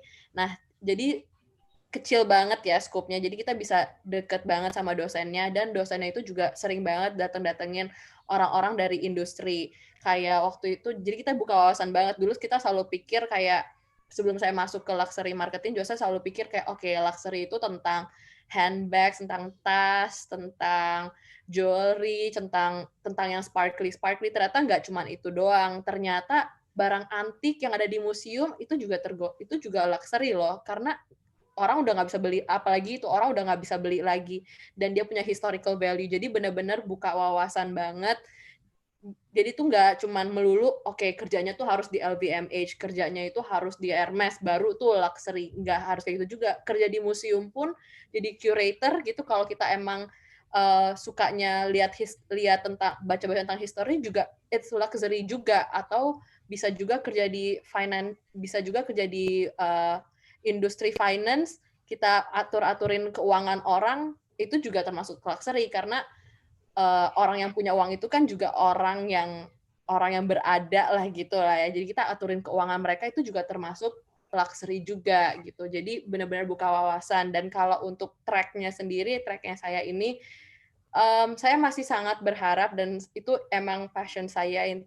Saya pengen banget emang kerja di bidang luxury, walaupun saya juga sekarang masih belum tahu kayak saya ini luxury-nya ini di bidang yang apa, tapi itu setelah dibuka wawasan ini saya jadi lebih punya banyak pilihan, nggak melulu saya harus di LVMH atau di Chanel, bisa di apa aja itulah. Keren. Oke, kita dapat benang merahnya. Mudah-mudahan nanti teman-teman yang nonton pun bisa dapat benang merahnya ya kan. Jangan nonton terbingung-bingung. Kalau bingung-bingung ntar nih hubungin nih Mbak Tessa. Nah ini Mas Anggun ya, LinkedIn-nya dan video-video yang lain. Nanti nomor teleponnya nih ini. Kita langsung komunikasi aja sama beliau-beliau. Oke, di penghujung acara kita langsung bacakan nih pertanyaan-pertanyaan dari teman-teman PPI Oxford. Pertanyaan nomor 1, saya lulusan dari D3 Teknik Mesin Konversi Energi. Apakah ada S1 ekstensi? Ada Mas Anggun atau Mbak Tessa pernah paham tentang S1 ekstensi nggak sih di Brooks? Iya. Oke, jadi untuk menjawab pertanyaan dari netizen, dari teman kayaknya mungkin alumni dari D3 mungkin ya, teknik mesin. Jadi yang saya sudah coba untuk cari-cari gitu ya, untuk fokus tentang konversi energi, saya nggak nemukan di Brooks gitu, karena mereka fokusnya untuk fakultas teknik itu lebih ke otomotif, Mas. Lebih ke otomotif, makanya mereka punya kayak formula student gitu. Lebih ke formula student. Mau berformula. Yang moto sport itu kan formula. Jadi mereka punya tim racing itu. Jadi di otomotif mereka sangat bagus. Dan kata Tessa kan tadi kan mereka nomor 1 di UK gitu untuk formula. Nggak ada teknik mesin konversi energi di formula dipakai. Nggak tahu ya. Mungkin kita nggak tahu. Mungkin atau ini sangat spesifik sih. Sangat spesifik untuk, karena kan kalau konversi energi saya nggak tahu apakah lebih ke energi terbarukan. Tapi bisa ada nggak link atau mereka bisa email ke siapa gitu, bisa kan ke admission gitu ya biasanya ya? Iya bisa, cuma kan gini, jadi kalau S1 ekstensi setahu saya nggak ada, itu dikarenakan ekstensi itu kan sebenarnya itu perpanjangan 1 tahun, dari D3 ngambil 1 tahun, kemudian teman-teman akan dapat gelar di Indonesia mungkin ST mungkin ya, sarjana teknik. Tapi saran saya adalah teman-teman bisa untuk email Brooks-nya sendiri, apakah ijazah D3 saya itu bisa digunakan untuk langsung ngambil S2. Karena gini Mas, jadi saya punya teman, dia dosen di Fakultas Vokasi, Sekolah Vokasi UGM. Jadi di Taiwan dan juga di Hong Kong, itu teman-teman D3 UGM itu bisa langsung ngambil S2. Karena kan lebih baik dia kayaknya email langsung aja ke admissionnya. Email langsung, dan mudah-mudahan nggak perlu nambah 1 tahun, teman-teman bisa langsung ngambil S2 gitu. Itu karena apalagi di UK itu kan program undergraduate-nya itu kan cuma 3 tahun, dan itu mirip dengan D3 di Indonesia. Dan tapi kita nggak tahu ekivalennya gimana ya? Iya, equivalennya nggak tahu. Jadi kalau ekstensi setahu saya nggak ada, cuma ada teman, dia kuliah 2 tahun di Indo dan 1 tahun di Brooks itu ada gitu. Tapi kalau konversi dari D3 ngambil sarjana penuh di Brooks, saya belum ketemu, Mas. Mbak Tessa ada tambahan? Enggak, sama. Langsung email aja nih, admission@brooks ya, kawan-kawan. Untuk dapat jawabannya kalau mau detail langsung. Nah, pertanyaan kedua, bagaimana proses penerimaan mahasiswa baru? Apakah sulit bagi pelamar dari Indonesia? Apa saja langkah-langkah yang dulu Anda ambil? Ini udah kita cover kan semuanya kan? Kayak proses penerimaan mahasiswa baru tuh yang tadi udah disampaikan tadi kan, sulit bagi pelamar Indonesia. Tidak ada yang sulit, bro. Tidak ada yang sulit. Ini kita contoh-contoh hidup ini langsung. Jalur lurus. Mau Anda baru lulus, bisa langsung masuk. Mau Anda 10 tahun setelah lulus, Anda pun bisa masuk. Nggak ada yang nggak bisa. Kalau ada niatnya nggak? Benar nggak, Mas Anggun dan Mbak Tessa? Jadi ini udah kita bahas semua. Pertanyaan ketiga. Mungkin itu, Mas. Apakah Halo, Mas Rebi. Mungkin ini pertanyaan teman-teman dari lulusan SMA mungkin agak berbeda dari yang kita jelaskan di atas tadi mungkin gitu ya. Mungkin Tessa bisa nambahin. Maksudnya mahasiswa baru buat S1 ya? Iya, karena banyak juga kan anak-anak Indo pengen kuliah di Brooks ngambil S1 gitu. Oh, kita nih udah siapin ini. Brigita, Presiden PPI Oxford, sama Mbak Rosa dari Divisi Eksternal, itu udah bikin rencana nanti tuh ada obrolan tentang A-Level Foundation. Kalau menurut aku nih bisa dibahas di sana aja ntar yang lebih detail sama kawan-kawan yang langsung lagi ngambil foundation atau yang telah mengambil foundation. Ya, lebih mantap. Pertanyaan nomor 3, apakah Oxford Brooks adalah bagian dari Universitas Oxford? Ini udah kita jawab juga tadi kan ya, Mas Anggun, Mbak Tessa. Pertanyaan nomor 4, apakah ada jurusan hubungan internasional? Ada. Ada, Mbak? Ada. Dan ada teman kita yang di sana? Dan kita ada teman dari Papua lagi ngambil S2 di. Oh, yang tadi diceritakan. Iya, International Development. S1-nya pun juga ada, jadi bisa cek langsung itu ada kayak listnya gitu from A to Z kayak jurusan, dan pas saya klik I itu ada International Relations, dan untuk S1 juga ada. Oke. Terus pertanyaan berikutnya adalah apakah ada beasiswa untuk S2 tahun ini? Tadi udah dibahas, untuk dari LPDP belum dibuka, ada kata Mas Anggun.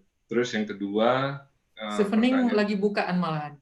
Oh, Chevening lagi buka. Terus yang ketiga tadi ada dari Brooks sendiri yang kata Mbak Tessa tadi, yang coba cek di websitenya ya. Oke. Terus nanti kalau mau bahas detail tentang beasiswa-beasiswa, cek nih channel YouTube kita berikutnya. Nggak tahu kapan, 5 tahun lagi mungkin. Terus nanti kita nggak kelar-kelar sekolah kita. Terus pertanyaan terakhir nih. Nah, ini pertanyaan terakhir nih. Apa saja ujian untuk diterima di sana? Apakah ada perbedaan materi ujian antar jurusan S2? Gue lagi ini dulu, mencerna dulu pertanyaannya. Apa saja ujian untuk diterima di sana? Berarti pertanyaan mengarah bagaimana proses kita masuk ke sana tadi ya? Tidak ada ujian, nggak ada ujian tertulis kah? Tidak ada ujian tertulis, tapi berupa esai, motivation letter kan? Iya kan, Mbak? Nanti ketika teman-teman buka website UK Pass itu, nanti ada beberapa pertanyaan-pertanyaan yang harus dijawab gitu, terkait dengan motivasi, termasuk juga background, pengalaman bekerja. Nanti bisa dijawab di sana. Tapi kita perlu sediain deh ini yang tadi Mas Anggun bilang UK Pass, kayak kita perlu masukin di YouTube kita nih loh linknya. Iya, lebih enak mereka cari. Dan tadi kita bilang sini, entah kapan-kapan ditulis di sini. Dan saya itu butuh waktu 1 bulan untuk rampunginnya gitu, karena emang pertama dokumennya sangat banyak, terus yang kedua itu karena isiannya itu memang harus mantap gitu ya, dan saya beberapa kali itu konsul dengan teman dan dosen. Ini maksudnya 1 bulan Mas mempersiapkan isian aplikasi ya? Iya. Kalau Mbak Tessa tadi berapa lama, Mbak? Ini bagus juga informasinya buat teman-teman, biar mereka bisa ancer-ancerin bisa lebih jauh. Nah, untuk UK Pass itu baik lagi karena saya pakai agent, jadi tuh dibantuin sama mereka. Jadi ada beberapa bagian tuh yang emang kan personal information itu yang udah dibantu isiin. Jadi saya cuman isi yang kayak misalnya motivational itu, dan ya kebanyakan udah dibantu. Berapa lama sih bikin motivation letter itu? Ini Mbak Tessa mungkin 1 hari ya, Mas. Bahasa Inggrisnya ngalir, bro. Mbak Tessa dulu berapa lama bikin motivation letter? Saya Um, tahu ini bervariasi tergantung orang, cuman dari saksi hidup kita berapa lama bikin motivation letter? jadi waktu itu kan saya nganggur ya, nggak ada apa-apa, jadi benar-benar ya nggak Baru lulus, ngapa-ngapain. bukan Baru nganggur. lulus ya, baru lulus. Jadi itu Positif. mungkin karena itu jadi lebih cepat dari Mas Anggun. Berapa lama tuh Mbak Tessa kira-kira? Biar orang dapat bayangan gitu. Mungkin setelah double check lah dan lain-lain sekitar 1 minggu kali ya. Nih bro, nih 1 minggu bro, langsung lulus bro. Kalau Mas Anggun berapa lama? Ya, karena kan saya butuh apa ya? Saya harus cek dulu dengan dosen-dosen saya. Saya juga coba recheck dengan teman-teman yang sudah dapat beasiswa gitu. Saya 1 bulan, Mas. 1 bulan, lulus juga. Jadi poinnya dua-dua ini kalau saya lihat adalah selalu direview sama orang-orang lain ya. Jadi Iya. yang saya bilang setelah di-recheck lagi, Mas Anggun mengoptimalkan koneksi kita terhadap dosen dan orang-orang ahli ini untuk mereview lagi aplikasi kita sehingga bisa disubmit, gitu ya. Jadi 1 minggu sampai 1 bulan.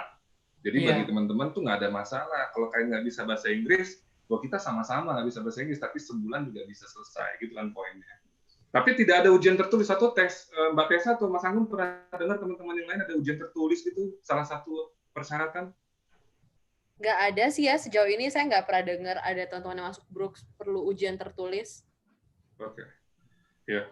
Oh ya, kalau setahu sependek pemahaman kita itu kita nggak ada ya. Cuma mungkin ada case-case yang kita nggak tahu, mungkin yang bertanya bisa langsung mengunjungi website di sini. Terus pertanyaan yang kedua, lanjutannya adalah apakah ada perbedaan materi ujian antar jurusan S2? Jadi pertanyaan pertamanya adalah apa saja ujian untuk diterima di sana? Apakah ada perbedaan materi ujian antar jurusan S2? Jadi maksudnya adalah antara jurusan itu ada perbedaan materi ujian nggak? Kalau saya dengar dari tadi tidak ada ya, sama aja persyaratannya itu mendasar, motivation letter, surat rekomendasi, bahasa Inggris, transkrip, dan lain-lain. Begitu saja ya? Atau ada yang khusus-khusus di S2 yang lain? Mungkin terkait dengan masa jurusan, Mas Rebi. Jadi kalau saya sendiri gitu ya, jadi saya lampirin CV yang itu memang terkait dengan pengalaman saya di bidang publishing.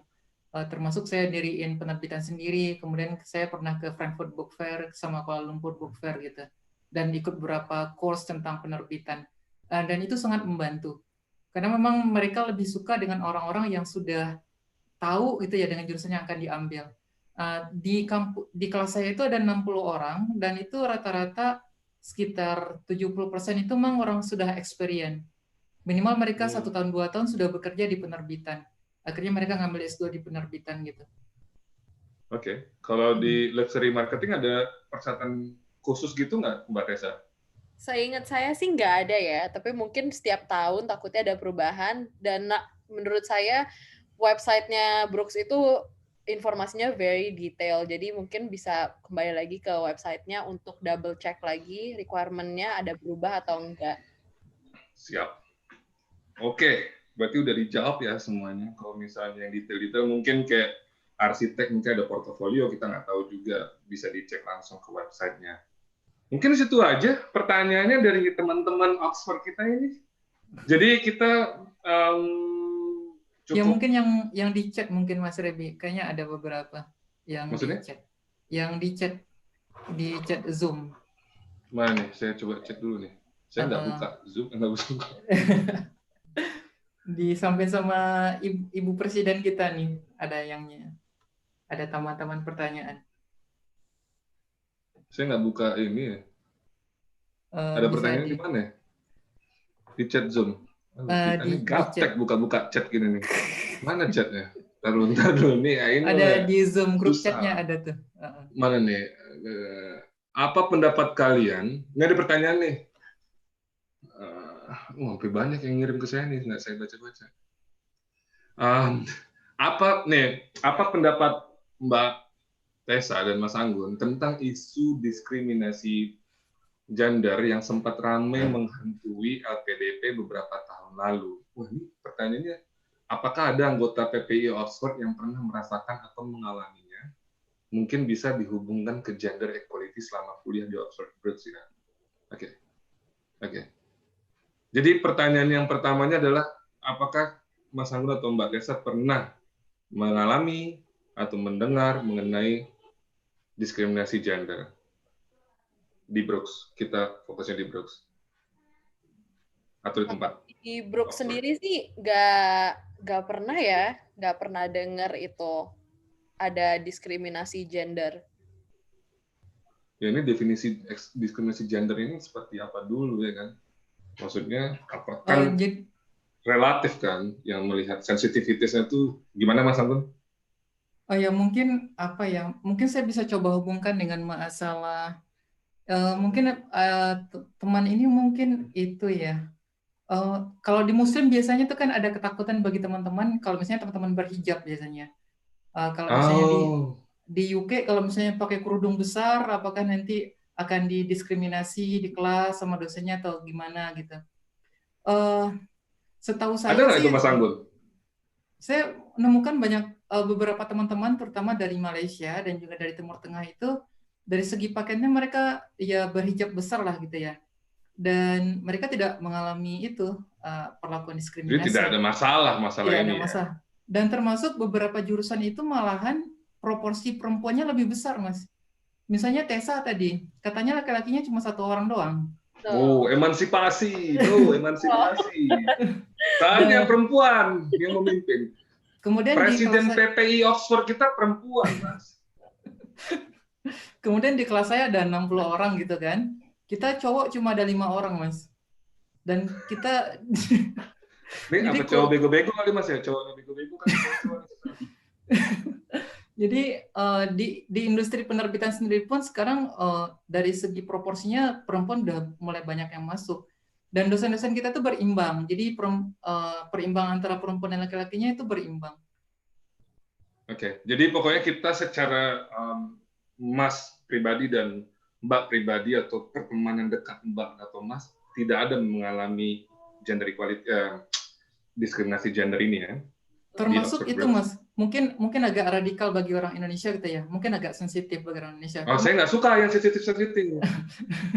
Termasuk preferensi seksual pun di Brooks itu sangat sangat diakomodir gitu. Oke, pokoknya tapi mengarah ke pertanyaan teman kita ini mengenai diskriminasi gender ini kita nggak dari pengalaman saya tapi dari Mbak Tessa sama Mas Anggun di Oxford Brooks ini apakah ada atau tidak kayak dia tadi saya dengar dari. Mungkin kalau di kelas saya yang tersiksa Mas karena dikelilingi oleh para perempuan. Oh oke. Hati Mas, itu telepon istri loh habis ini.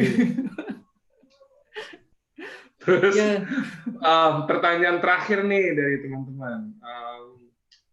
Kalau program S3 di Phil, beasiswanya apa aja ya Kak? Jadi program S3 di Oxford Brooks itu apakah ada beasiswa sama aja atau ada beasiswa yang khusus? Pengetahuan dari Mbak Tessa atau Mas Anggun? Jadi saya tadi baru baca gitu ya. Jadi memang ada beberapa jurusan yang itu dia kasih full scholarship Mas untuk program S3. Itu boleh buat Indonesia juga. Biasanya tuh UK dan EU. Dia open sih dia buat international student juga. International student juga dia juga buka. Tapi memang harus dicek lagi ya. Maksudnya skema besonya kayak gimana? Kan itu ada ceknya di mana Mas? Di websitenya ada. Karena kan beberapa itu memang karena dia punya hubungan bagus dengan industri dan juga dikasih, jadi sponsornya itu dari industri dan biasanya itu terkait dengan masalah keterkaitan riset dengan kebutuhan industri gitu. Biasanya itu kan skemanya itu adalah riset asisten gitu ya. Jadi selama kita kuliah sambil nulis juga, itu kan kita juga bekerja untuk bantu riset dari profesornya, termasuk juga beberapa mungkin ngajar gitu kan di S2 atau di S1. Itu dari Brooks ya berarti ya? Itu dari Brooks, ada beberapa jurusan. Tapi ada teman-teman Indonesia yang PhD di Brooks, itu pakai beasiswa apa? Kalau ada teman sekarang Bu Rara gitu ya, beliau ngambil hospitality, beliau karena bergerak di bidang pariwisata, itu kayaknya itu self funding Mas, bayar sendiri. Jadi kita belum dapat ini ya. Kalau nggak salah dulu ada deh yang PhD di Indonesia, yang beasiswa. Dulu ada yang dosen, mukanya LPDP juga. Oke. Mm-mm. Jadi intinya beasiswa untuk S3, Chevening tuh S3 nggak sih? Nggak ya? Chevening cuma S2 aja dia. Oke. Uh, Oke. Kalau untuk S3, mungkin kita mu- bisa cek dari LPDP. Terus yang kedua, alternatifnya dari Brooks sendiri memberikan beberapa opsi, tentu dengan beberapa terms and conditions-nya, jadi dibaca dengan sangat detail. Dan itu ada di website-nya Mas Anggun ya, Mbak Tessa. mm-mm. Oke. Nah, udah semua kita baca kan? Hah? Nggak ada yang terlewat satupun kan? Kayaknya udah. Oke, kita cukupkan sampai di sini. Saya juga udah pengen minum, pengen santai-santai. Mas Anggun sama Mbak Tessa di Indonesia udah jam berapa sekarang? 9:30 kali ya? Betul. Ya 9:30. Ya, kita sangat bahagia dan sangat senang udah dapat waktu dari Mbak Tessa dan Mas Anggun untuk berbagi buat banyak orang, semua lintas generasi, tentang Oxford Brookes di Oxford. Tentu banyak kekurangan dari kita semua, dan yang kurang-kurangnya silakan para penonton untuk memfilternya sendiri, lebih dewasa dalam melihat. Jangan misalnya kita ngomong A langsung diikutin, wah dicek dulu verifikasi. Kita hanya membantu dari sudut pandang kita di sini. Mungkin teman-teman bisa memperkaya di tempat lain juga untuk mendapatkan decision yang lebih baik. Mungkin itu saja. Terima kasih banyak. Mungkin Mbak sedikit Tessa. tambahan, Mas. Silakan Mas Anggun. Mau sponsor atau apa nih? Bukan? Iya, ini pesan sponsor nih dari Presiden ISOP. Jadi kita di Brooks itu ada Insight Society di Brooks. Presidennya sekarang Mas Wilson. Jadi pesannya adalah kalau misalnya teman-teman masih ragu untuk berangkat di September besok, itu bisa konsultasi dengan kita gitu ya, terkait dengan masalah apakah minta dong nomor kontak personnya Mas. Kita ntar mereka bingung kemana nih. Oh, ya, hubungin ke PPI Oxford gitu ya? Bisa hubungi ke Instagramnya PPI Oxford, atau juga kita juga punya ISOP juga punya Instagram. Nanti teman-teman tinggal kirim pesan di sana gitu. Atau ke kita, Tessa, aku, atau Mas Wilson juga bisa. Ke PPI Oxford juga bisa. Karena kan nanti terkait dengan masalah mungkin teman-teman yang S1 mau masuk ke Brooks gitu kan, gimana akomodasinya, apakah ada penjemputan ke bandara atau enggak gitu. Nanti bisa kita jawab lah. Nanti nyampe sini kita makan-makan lah. Ya. saya kalau buat sekolah-sekolah saya nggak jago, tapi buat makan-makan saya jago. Oke, makasih banyak Mbak Tessa waktunya, makasih banyak Mas Anggun, terima kasih teman-teman, ada Mbak Rosa juga, Mbak Brigita, ada Mas Karis juga yang terus mengawal informasi dapat di sini. Terima kasih banyak, sampai ketemu di talk kita berikutnya. Assalamualaikum warahmatullahi wabarakatuh. Bye. Bye.